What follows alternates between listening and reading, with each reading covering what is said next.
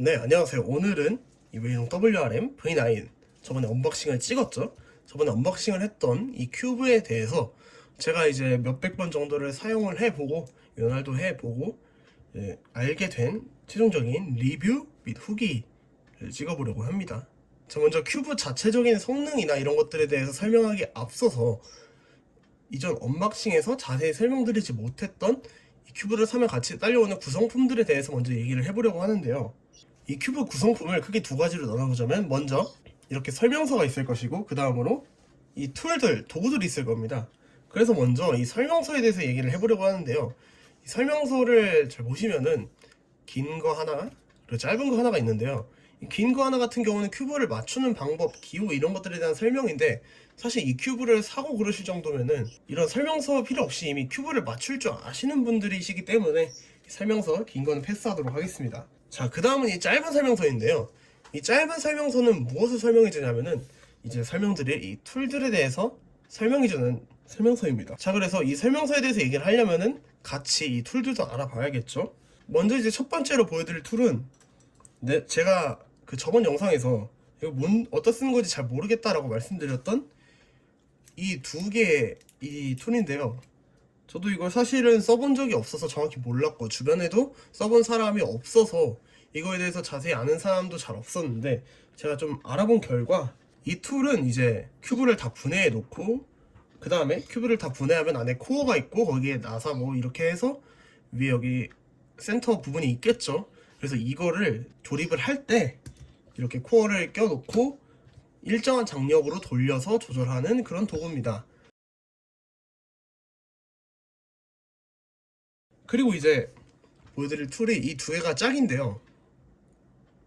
자, 이렇게 작은 거 하나, 그리고 위에 이렇게 손잡이가 달려있는 거 하나가 있죠. 자, 이건 어디다 쓰는 거냐, 이제 이 큐브의 센터 캡을 열어보시면 이렇게 조절하는 부분이 있을 거예요. 나사가 있고, 그다음에 나사 옆에 파란색 돌기가 달린 이런 동그란 것이 있죠. 그래서 이거는 사실 이거 여분이라고 보시면 됩니다. 이게 하나가 없어졌을 때를 대비를 해서 이걸 넣어주는 거고, 그래서 만약에 혹시나 이걸 다 뜯어가지고 이게 없어졌다, 그럴 때 이걸 이용해서 대신 넣어주면 되는 여분용 조각이라고 보시면 되고요. 그리고 이제 잘 보시면은 동그란 부분이 있고, 거기에 튀어나온 홈이 두 개가 있습니다. 그리고 위에 이렇게 잡으라고 돼 있는 거죠. 이건 어떻게 쓰는 거냐, 이걸 이제 도입된 지 이게 4년은 돼가는 시스템이라서 많은 분들이 그래도 알고 계실 것 같은데, 설명을 드리자면, 이 큐브를 보시면은 이 가운데 나사가 있고, 그 주변에 있는 파란 부품에 잘 보시면 이렇게 두 개의 홈이 있어요. 두 개의 홈이 있는 데다가 이걸 끼워줍니다. 그리고 이거를 시계 반대 방향으로밖에 돌릴 수가 없거든요. 시계 방향으로는 시계 방향을 이제 아무리 돌리려 해도 안 돌아갑니다. 그래서 이거 반대 방향으로 한 번씩 돌릴 때마다 딸깍 소리가 나요. 딸깍, 딸깍, 딸깍, 딸깍, 딸깍. 그리고 어느 시점이 되면 이게 툭 하고 약간 떨어지는 느낌이 들 때가 있는데, 이제 이게 1단계고 이걸 총 보시면은 끼운 다음에 한 번, 두 번, 세 번, 네 번, 다섯 번, 여섯 번, 일곱 번, 여덟 번 하고 떨어집니다. 그러니까 1단계부터 8단계까지 이걸 조일 수가 있는 거죠. 그래서 이거를 한 단계씩 조이면 조일수록 약간 큐브가 타이트해집니다. 이건 이제 큐브를 써보시다 보면 어느 정도 느낌을 아실 수가 있는데, 점점 약간 조여지고 좀 묵직해진다 해야 되나? 대신 좀 안정성이 높아지는 그런 효과가 있는데요. 저 같은 경우는 이거를 이제 이 기본 제일 내려간 1단계에서 한 번, 두 번, 세 번, 네 번 조여서 씁니다. 네 번 조여서 쓰고 있습니다. 그래서 이걸 이제 여러 번 조여 보시면서, 이걸 조이실 때 이제 당연히 다른 5개의 면들도 모두 다 똑같은 상태로 맞춰 주셔야겠죠. 그렇게 해서 자기 손에 맞는 그런 장력을 찾아주시면 되는 시스템입니다. 자, 그 다음으로 큐브에 사용한 윤활에 대해서 말씀을 드리려고 합니다. 저는 이제 이 큐브에 이 두 가지 윤활을 우선 사용을 해봤는데요. 보시면 이거는 이제 큐비클이라는 회사에서 만든 옹스트롬 그래비타스라는 윤활이고요. 그리고 이거는 이제 저를 후원해주고 있는 파이큐브 샵에서 만든 파이큐브 블랙 아마 10K일 겁니다. 그 윤활입니다. 자, 그래서 이 윤활들을 어떻게 쓰냐, 사실 이 두 개의 윤활의 용도 자체는 큰 차이가 없어요. 이 두 개 전부 이제 아예 윤활이 되지 않은 큐브에다가 어느 정도 도포를 해줘서 이제 큐브에 약간 베이스를 깔아준다, 윤활의 베이스를 깔아준다, 이렇게 볼 수 있는 윤활들인데, 이제 먼저 이 그래비터스 같은 경우는 이걸 뚜껑을 돌려서 여시면은 이제 안에 약간 찐득한 것들이 들어있고요. 이걸 이제 면봉같이 골고루 펼 수 있는 걸로 찍어서 그 다음에 저 같은 경우는 어느 데 도포를 하냐, 이 엣지에 요 내부 부분에 주로 도포를 해줍니다. 그리고 다 바르고 면봉에 남은 게 있으면은 이제 코너 핏 부분에도 대충 발라줄 때도 있고요. 이제 이런 식으로 먼저 약간 베이스를 깔아준다고 생각을 해주시고, 이제 그래비터스를 약간 베이스를 깔아주는 거고요. 그런데 사실 이 큐브 자체가 워낙 빠르고 이제 잘 돌아가는지라 이거를 칠한다고 해도 막 그렇게까지 엄청 느려지지 않아요. 오히려 더 빨라진다고 느끼실 수도 있을 정도로 이 큐브 자체가 원체 빠릅니다. 그래서 저는 이제 여기다가 어떤 걸 했냐면 이 파이르브 블랙인데요, 이거를 어떻게 사용을 했냐, 이렇게 뚜껑을 열어 주신 다음에, 사실 뭐 다른 랭코들 같은 사람들도 그렇고 적어도 제가 아는 이제 한국 큐브 잘하는 사람들 중에서 연화를 막 엄청 섬세하게 신경 써서 하는 사람들은 없거든요. 그 얘기는 사실 뭐 그냥 인형저형 윤활 잘 넣기만, 어떻게 넣기만 잘해도 잘 돌아간다는 뜻이죠.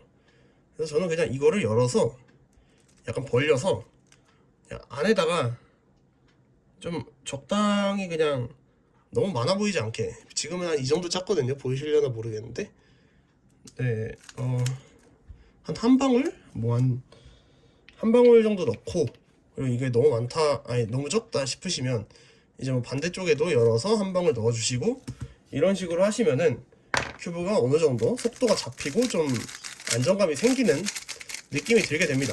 이렇게 윤활을 하고 좀 더 빠르게 하고 싶다 하시는 분들을 위해서 제가 몇 가지 설명드린 윤활유는 이제 두 가지 윤활유입니다. 이건 파이로브 옐로우 윤활유고요. 이거는 이제 XMT10 이라고 이제 여기 적혀 있죠. XMT10 이런 윤활유인데, 사실 저는 삼성큐브에 이 XMT를 거의 안 써요. 그냥 아예 안 쓴다고 보시면 되고, 이거는 종종 쓸까 말까 합니다. 왜냐면은 일단 저는 큐브가 너무 빠르면 일단 컨트롤이나 이런 게 좀 힘들어지고, 그래서 삼성 큐브를 그렇게 빠르게 만들지 않으려고 하는 편인데, 그래도 혹시나 필요하신 분들 위해서라면 이제 이 두 개 윤활을 추천드릴 수가 있겠고요. 그리고 이 두 개도 아까 설명드린 파이르브 블루와 마찬가지로 큐브를 대충 벌려서 뭐 한 방울 짜 넣고, 모자라다 싶으면 반대편에 한 방울 넣고, 이런 식으로 윤활을 해주시면 됩니다. 최종적으로 이제 큐브의 성능, 회전감에 대해서 말씀을 드리려고 하는데요.